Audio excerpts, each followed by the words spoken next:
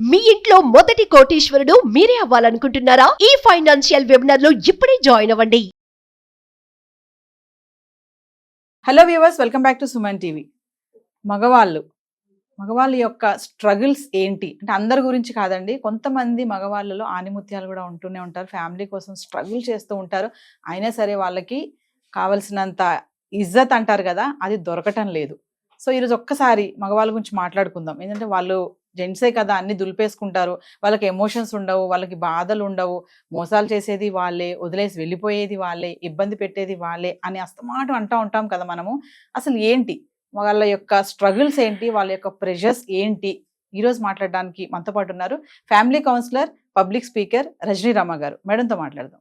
నమస్తే మ్యామ్. నమస్తే నవీన. మ్యామ్, నేను చెప్పినట్టుగా మగవాళ్ళ స్ట్రగుల్స్ ఒక్కసారి మాట్లాడుకుందాం. ఎప్పుడు ఆడవాళ్ళ గురించే చేస్తూ ఉంటారు వీడియోలు అనే కొన్ని కామెంట్స్ వస్తున్నాయి మనకి. మరి మగవాళ్ళకి ఏమి కష్టాలు రావా, మగవాళ్ళకి ఏమి బాధలు ఉండవా, వాళ్ళకి ఏమి ఆలోచనలు ఇబ్బందులు ఉండవా అని కొంతమంది అడుగుతున్నారు. ఒక్కసారి మీరు వారి గురించి ఈరోజు. ఎందుకుండండి, వాళ్ళకుండే ఇబ్బందులు బోలెడు ఉంటాయి. అయితే మీరు ఒక మాట ఇందాక అన్నారు, మగవాళ్ళు మోసం చేస్తారు అదని ఇదని. కానీ అసలు అందరు అలా ఉండరండి. సగానికి సగం పైగానే మంచి వాళ్ళు ఉన్నారు మగవాళ్ళు. ఇప్పుడు చెడ్డ వ్యక్తులు సమాజంలో చెడ్డ మంచి రెండు ఉంటాయి. ఉన్నప్పుడు ఆ చెడ్డ వాళ్ళ గురించి ఏదన్నా మనం చెప్పాలంటే వాళ్ళ గురించి చెప్తాం. మంచి వాళ్ళకి మంచిగానే ఉంటారు వాళ్ళు ఎప్పుడు కూడా. ఈ ఈ మోసం అనేది, అన్యాయం అనేది, అబద్ధాలు అనేవి ఇలాంటివి కొంతమంది చేస్తారు. ఇప్పుడు ఎట్లా ఉంటుందంటే మనం ఏది చెప్పినా వీళ్ళు వాళ్ళు ఇద్దరు రిసీవ్ చేసుకుని మమ్మల్నే ఏదో అనేసారు, మమ్మల్నే టార్గెట్ చేశారు అనుకోవటం అనేది తప్పు. ఇప్పుడు ఎవరైతే చెడ్డ పని చేస్తారో వాళ్ళకే అప్లికబుల్ అది, అంతే కదా. ఇప్పుడు మగవాళ్ళందరూ కూడా మోసగాళ్ళు కాదండి. నన్ను అడిగితే అసలు 70-60% మంచి వాళ్ళే ఉన్నారు. ఎక్కడో అటువంటి మెంటాలిటీ గల వాళ్ళు ఉన్నారు కొంతమంది, అంతే తప్ప అందరినీ మనం ఒక గాటకి కట్టేయలేము. అయితే ఇప్పుడు మీరు అడిగిన ప్రశ్నకి మగవాళ్ళు రెస్పాన్సిబుల్గా ఉన్న మగవాళ్ళు మీరు చెప్పిన బాధలన్నీ ఫీలింగ్స్ అన్ని పడుతూ ఉంటారు వాళ్ళు, అంతే కదా. చాలా మంది అంటారు కదా మేడం, మగవాడు రా, వాడికి ఏంటి పట్టించుకోలే అంటారు. నిజమే ఆ అంటారు. ఒక్క మాటకే వాడు లోపల సారీ వాడానన్నందుకు అంటే ఆ పర్సన్ ఎంత లోపల లోపల కుమిలిపోతాడంటే దానికి ఒక సమాధానం ఉండదు, దానికి ఒక రెమెడీ ఉండదు, దానికి ఒక రియాక్షన్ ఇవ్వలేడు. ఏంటంటే మగవాణ్ణి కాబట్టి అన్నీ అదుముకోవాలి లోపల. నేను అంటే చిన్నప్పటి నుంచి అంటారు, మగాడు ఏడుస్తావేంట్రా, మగపిల్లాడు ఏడవకూడదు అది ఇది అని అంటారు. ఎందుకు, అతను మనిషే కదా.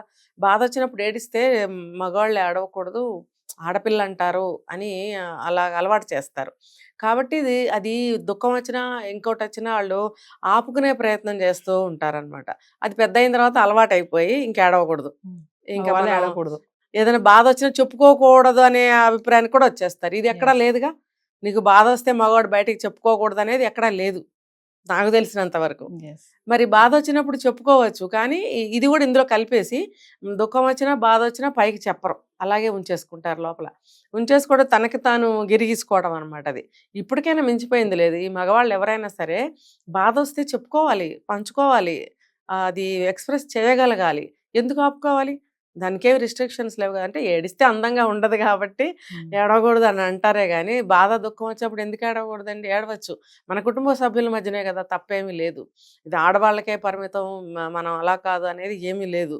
ఇప్పుడు కొత్తగా అలవాటు చేసుకోలేరేమో బహుశా ఈ మాట విని, కానీ అదేమీ తప్పేమీ లేదు. అయితే ఇంకొకటి మీరు అడిగారు, ఏదైనా సరే ఇంట్లో బాధ్యతనే కానీ, ఒక సంపాదనే కానీ, బయట పరువు ప్రతిష్టలే కానీ, బయటకెళ్ళి చేసుకొచ్చే ఏదైనా ఉద్యోగమే కానీ, నలుగురు మనుషులతో కలవాలి. ఒక వ్యవహారం కానీ, ఒక వ్యాపారం కానీ, ఒక ఉద్యోగం కానీ, ఏదైనా సరే బయటకు వెళ్తే నలుగురు మనుషులతో మాట్లాడటము, అక్కడ ఎన్నో ఎదుర్కొనే సందర్భాలు ఉంటాయి. ఒక ఆఫీస్లో బాస్ అనేవాడు ఎంత పెద్ద ఆఫీసర్ అయినా అతనికి పైన ఇంకొక బాస్ అనేవాళ్ళు ఉంటారు. ఇప్పుడు అక్కడి నుంచి వస్తూ ఉంటాయి ఏదో ఒకటి. చూడండి, ఏ డిపార్ట్మెంట్ అయినా ఎంత వర్క్ చేసినా ఇంకా ఏదో సరిగ్గా చేయలేదు. ఫర్ ఎగ్జాంపుల్ ఒక ప్రమోషన్ రాలేదని అనుకోండి, రాకపోతే ఇదిగో ఇదే రీజన్, నువ్వు సరిగ్గా వర్క్ చేయలేదు, సరిగ్గా సబ్మిట్ చేయలేదు, సరిగ్గా నీకు కోవర్కర్స్తో సరైన కోఆర్డినేషన్ కానీ కోఆపరేషన్ కానీ లేదు, కలిసి వర్క్ చేయటం కుదరదు నీకు, సో ఈ వర్క్ చేయడంలో ఫెయిల్ అయ్యావు, టైంకి సబ్మిట్ చేయడానికి నీకు కుదరలేదు, ఇలా ఏవో వంకలు పెట్టి ప్రమోషన్స్ ఇవ్వరు అనమాట. అదొక స్ట్రగుల్, మానసికమైనటువంటి ఒక వేదన. ఏంటి ఎంత బాగా చేసినా ఇలాగ అంటున్నారు అంటే, తనకి వచ్చినట్టుగా చేస్తున్నాను అని అనుకుంటే పర్వాలేదు. ఆ అనుకోవడంలో కూడా ఏంటంటే తనకు వచ్చినట్టు చేస్తే కుదరదుగా అక్కడ. ఎస్. వాళ్ళకి ఏం కావాలో అలా చేయాలి. అంటే మేడం ఇంత కష్టపడి ఆ హైక్స్ కోసమే గానీ, ప్రమోషన్స్ కోసమే గానీ, ఇంత ప్రాకులు పడే ఈ మగవాళ్ళకి ఇంటికొచ్చాక అంత ఆదరణ దొరకట్లేదని అనుకోవచ్చంటారా? అందరిలో ఉండదండి అసలు. ఇది ఎక్కడో కొంతమందిలో అవగాహన లేనోళ్ళు. ఇంకోటేంటంటే కోపం వచ్చినప్పుడు అనే మాటలవి. ఇప్పుడు భార్య ఇంట్లోనే ఉండి భర్త ఉద్యోగం చేసుకుంటున్నారనుకోండి. అంటే ఇప్పుడైతే అందరూ జాబులు చేస్తున్నారు Yes. 90%. ఆ మధ్య కాలం వరకు సింగిల్ పర్సన్ జాబ్ చేసే ఇళ్ళు ఎక్కువుండేవి కదా! అలాంటప్పుడు వైఫ్ ఇంట్లో ఉంటుంది, పిల్లల్ని చూసుకుంటుంది. ఆవిడకి ఏదన్నా ఒక అవస్థ వచ్చింది, ఒక అవసరం పడింది, ఎక్కడికన్నా ఎళ్ళాలి, లేకపోతే ఇంట్లో పిల్లలతో ఏదో ఇబ్బంది పడుతుంది, బంధువులతో ఏదైనా ఇబ్బంది పడుతుంది, లేదా సడెన్‌గా పక్కన ఏదైనా గొడవ అయింది. ఆ సమయానికి అతను ఇంట్లో లేకపోయేటప్పటికి ఆమె ఫ్రస్ట్రేషన్ ఫీల్ అవుతుంది. ఫీల్ అయ్యి అవకాశం ఉంటే ఫోన్ చేయడమో, లేకపోతే ఇంటికి రాగానే అటాక్ చేయడమో జరుగుతుంది. ఆ జరిగినప్పుడు నీకే ఎళ్లి హాయిగా ఏసీలో కూర్చుంటావు, నా బాధలు ఎవరు పట్టించుకోవాలి, నీకే ఇంట్లో తిని కూర్చోవచ్చు కదా అని కవ్వించే మాట ఒకటొచ్చేస్తుంది. ఎందుకు అనంటే ఆ విసుగుదలలో అనటం వేరు. ఆ మెంటాలిటీ గల మగాళ్ళు కొంతమంది ఉంటారు, అందరూ కాదు. ఆ మెంటాలిటీ గలోళ్ళు కూడా ఏం చేస్తారంటే నువ్వు తిని కూర్చోవడమే కదా, నీకేం బాధ ఉంది, హాయిగా పడుకోక తినక ఉండక అని మాటలంటారు.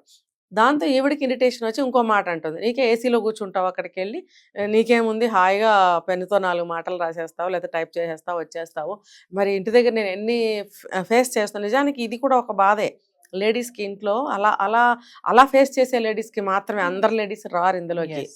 ఇలాగా ఇప్పుడు ఈ రోజులను బట్టి ఈ క్వశ్చన్ వేసుకుంటే ఎంతమంది సజావుగా ఇంట్లో సాంప్రదాయబద్ధంగా ఉండి భర్త వెళ్ళంగానే తలుపేసుకుని, భర్త వచ్చినప్పుడు తలుపు తీసి గుట్టుగా కాపురం చేసుకునే లేడీస్ చాలా తక్కువ మందే ఉన్నారు కదా ఈ రోజుల్లో. Yes. మరి అలాంటి ఆడవాళ్ళు తక్కువ మంది ఉన్నా ఈ రోజుల్లో వీళ్ళు ఫేస్ చేస్తున్నారు. Yes.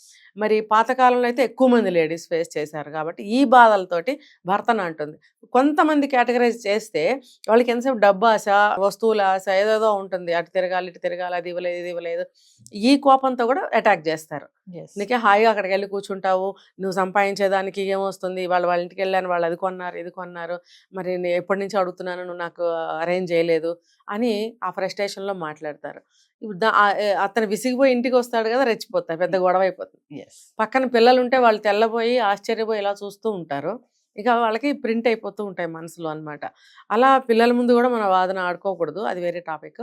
ఇప్పుడు వీళ్ళిద్దరూ ఇలా అనటం వల్ల ఒక మగవాడు అలా జెన్యూన్‌గా ఏమంటారంటే సహజంగా బాధలు పడే ఒక మగ వ్యక్తి ఉన్నారనుకోండి. అతను నిజంగానే ఆఫీస్‌లో ఇబ్బందులు పడుతున్నారు. డబ్బు ఫైనాన్షియల్‌గా అంత పెద్ద జాబు, అంత పెద్ద సాలరీ కాకపోవచ్చు. ఏదో జాగ్రత్తగా ఫ్యామిలీ నడుపుకోవాలి. Yes. ఇంటి బాధ్యతలన్నీ నేనే చూసుకోవాలి. ఇది లేకపోతే పిల్లలు బాధపడతారు, భార్యకి ఇబ్బంది అవుతుంది, ఇంటి ఖర్చులకి ఇబ్బంది అని ఒక బాధ్యతాయుతమైనటువంటి మనస్తత్వం గల ఒక భర్త ఎవరైతే ఉంటారో ఆ భర్తలు నిజంగా బాధపడతారండి. ఆ భార్యలు అలా మాట్లాడకూడదు. Yes. చూసారా, నేను డీటెయిల్డ్‌గా చెప్తున్నాను. ఇది అందరికి వర్తించదు. గుర్తించదు. ఇది ఎవరికి వర్తిస్తుందో వాళ్ళకే వర్తిస్తుంది. Yes. మిగతా వాళ్ళకి ఇది కాదు కదా.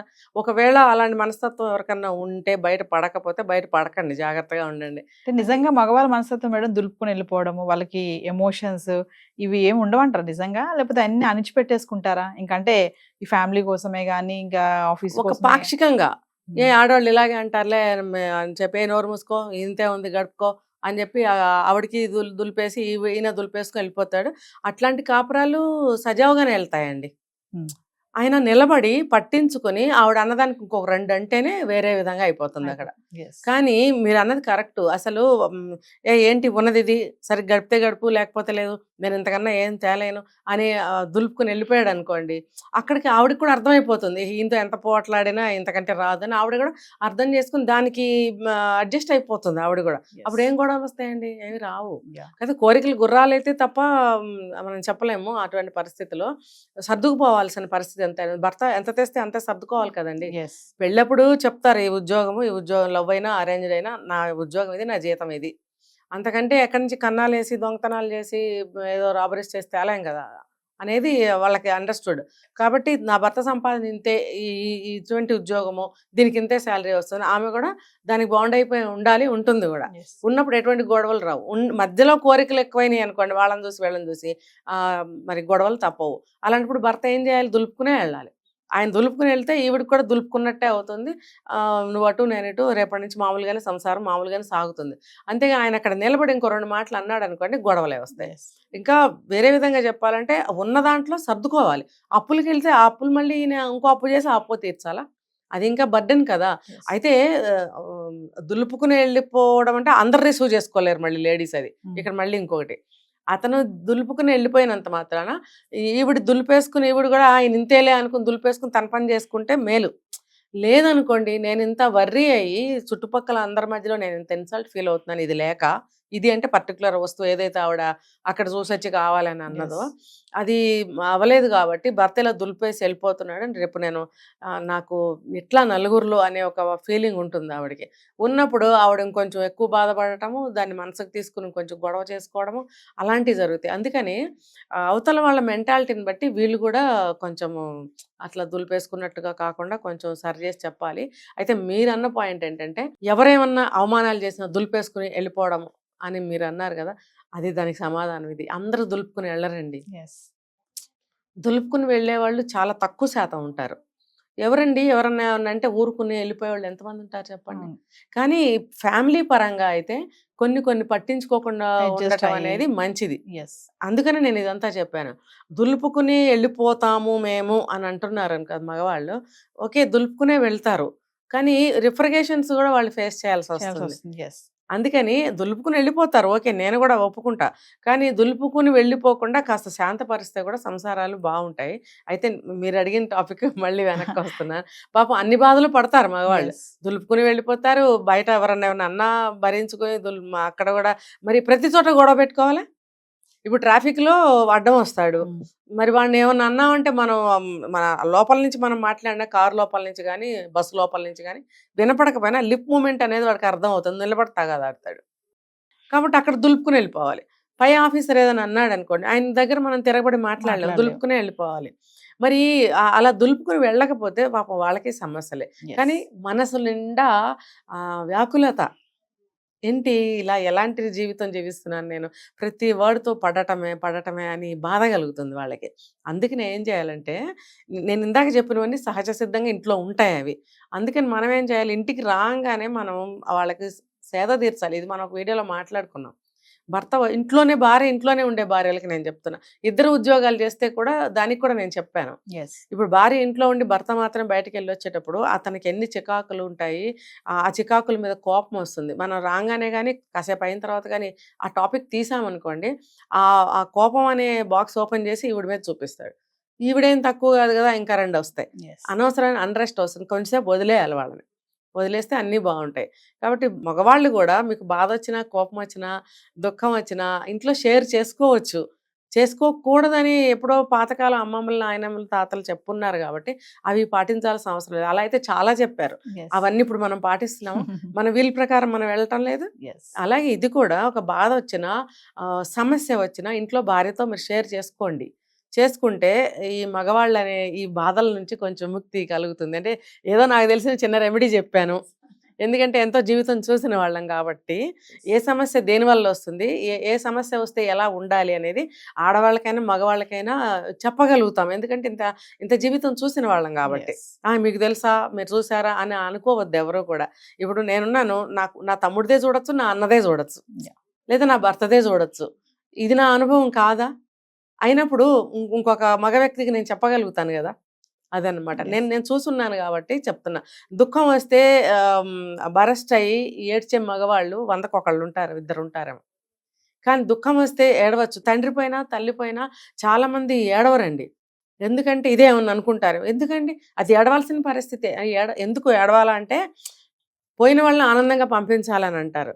కానీ ఏడవాలి అని నేనెందుకు అంటున్నానంటే, చిన్నప్పటి నుంచి పంచుకున్న స్మృతులు, ఎన్నో షేరింగ్స్ ఉంటాయి వాళ్ళకి, అవన్నీ ఒకసారిగా గుర్తుకొచ్చినప్పుడు మనకు తెలియకుండానే కళ్ళల్లో నీళ్ళు వస్తాయి. అలాంటప్పుడు నువ్వు ఏడుస్తున్నావు, నువ్వు ఏడవకూడదు, ఎబ్బే ఏడుస్తున్నాడు అని ఎగతాళి చేసేవాళ్ళు ఎవరు ఉండరండి. అది అక్కడ ఏడవటం అనేది సహజ సిద్ధమైనటువంటి చర్య, మనకు తెలియకుండానే అసంకల్పిత ప్రతీకార చర్య అంటారు, అది జరుగుతుంది. అప్పుడు కూడా మన కళ్ళు తడవలేదు అని అంటే మనం మనుషుల కిందకి రాము. అంత గుండె రాయి చేసుకుని బ్రతకాల్సిన అవసరం లేదు. బాధను పంచుకోండి, దుఃఖం వస్తే కన్నీళ్లు కార్చొచ్చు, తప్పేమీ లేదు. Thank you ma'am.